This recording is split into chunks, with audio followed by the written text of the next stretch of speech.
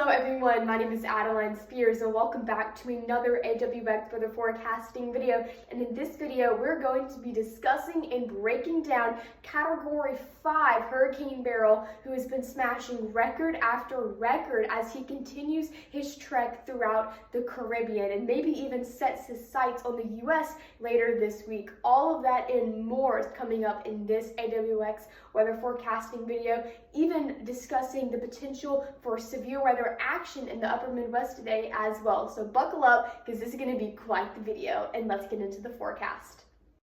All right, here is the most latest satellite from Hurricane Beryl, still at that Category 5 intensity. Thankfully, we are in the process of detensifying. This morning, we were sitting at sustained wind speeds of about 165.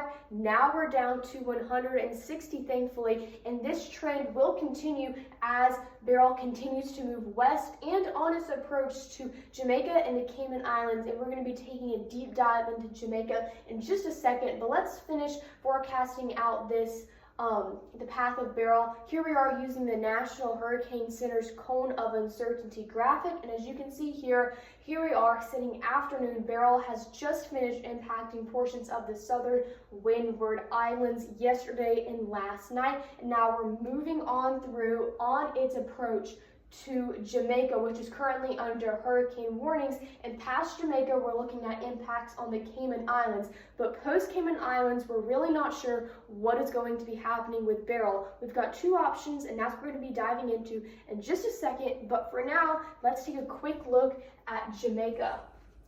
So looking at Jamaica, we are expecting Hurricane Beryl to landfall or significantly impact the island of Jamaica tomorrow afternoon. The 1 to 3 p.m. range is really that prime time for significant impacts. And Hurricane Beryl is expected to be either a Cat 3 or low wind Cat 4 upon impact. So we're still looking at those sustained winds in excess of 100 miles per hour. Of course, gusts 20 plus miles an hour or greater. And then also that significant storm surge, similar to what we saw in the southern portions of Windward Island. So of course, all of Jamaica right now is under that hurricane warning that has been in effect for the past day, I believe. Don't fact check me on that, but we've still got that very dangerous impact to look out for here in Jamaica. And we cannot forget about the Cayman Islands as well that are currently under those hurricane watches. I'm expecting those to be upgraded to hurricane warnings if Beryl continues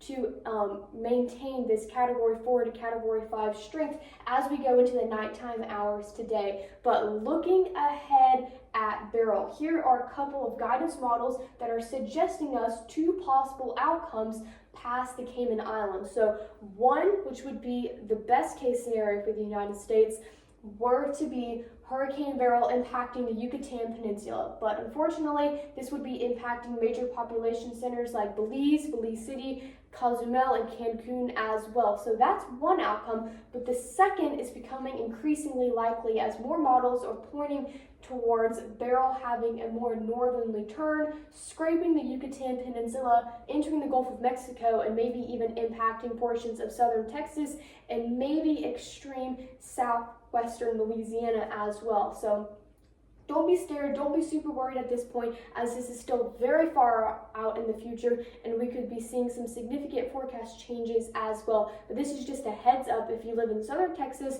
to start thinking about your hurricane preparedness plan, building your safety kit just in case this worst case scenario does come to life. But nothing to be super worried about as of now at all. But now let's go ahead and jump into the severe weather threat today in the upper Midwest. Beryl has been stealing all of the attention, and rightfully so. Beryl has been smashing all of the records, becoming the earliest Category 5 hurricane in the Atlantic Basin, second ever in July, and first Category 4 in June as well. So all of these records Beryl has destroyed, but we still got to focus on our severe weather threat today in the upper Midwest as well. So we have this 3 out of 5 enhanced risk stretching all of the way from extreme southeastern Nebraska portions of northeastern Kansas, all across portions of northern Missouri, south and southeastern Iowa as well, and barely clipping the state of Illinois and Wisconsin as well. So today, the main threats are going to be a few tornadoes and damaging winds. Thankfully, the hail threat is pretty minuscule today, but we will be diving a little bit deeper into that in just a second. So we've got cities like Kansas City under fire today, but thankfully that seems to be about it for those major population centers today. So let's dive into this tornado threat real quick. So this threat is going to be playing out within the next hour or two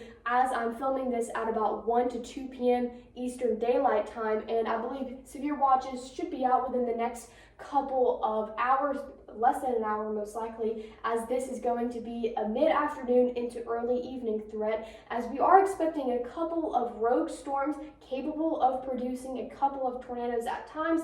That's what that 5% tornado risk is indicating here. But what we're really looking out for is our damaging wind threat, as we've got that 30% risk. So after that tornado threat kind of dwindles down and the storms start congealing, we're going to be looking at a pretty significant linear damaging wind event as these storms begin to push into portions of northeastern Missouri and southeastern Iowa as well. So damaging winds is going to be a pretty hefty threat tonight, and we cannot forget that 15% risk as well, as this linear threat is going to continue well into states like Illinois and Wisconsin as well, still bringing that threat for damaging winds between 60 to 75 miles per hour tonight. And like I mentioned earlier, thankfully our hail threat is pretty subdued tonight. We've got that 15% risk, so hail getting up to ping pong size at maximum, but thankfully these storms are not going to be big hail producers tonight. We just got to look out for a couple of tornadoes and pretty damaging winds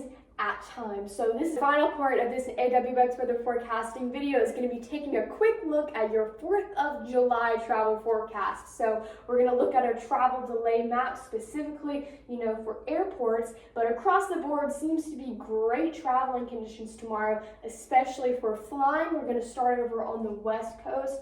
Los Angeles is looking fantastic to fly out of or into tomorrow. Nothing should be standing in your way. No delays expected at this time. But if we hop over to the upper Midwest, up in Chicago, looking at O'Hare Airport, that's where things get a little bit dicey, especially before noon. We're going to be looking at some of the remnants of that severe weather threat in the upper Midwest move through in the very early morning hours tomorrow at O'Hare Airport. So if your flight leaves before or comes in before noon tomorrow, I would expect some spotty delays here and there. Nothing major, but definitely something to be on the lookout of if you have plans in Chicago tomorrow.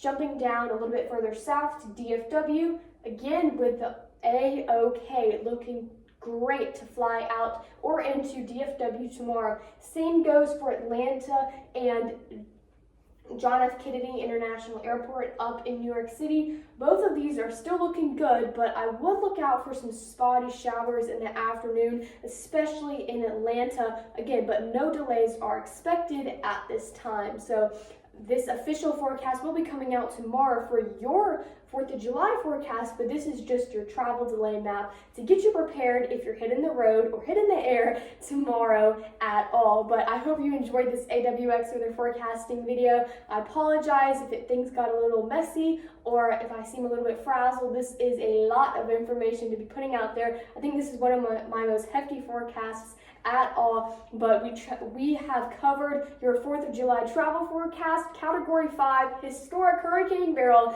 and topped it off with your severe weather forecast for the upper Midwest tonight. So I all hope you stay safe, stay weather aware, and I'll see you again soon with some more AWX weather forecasting videos.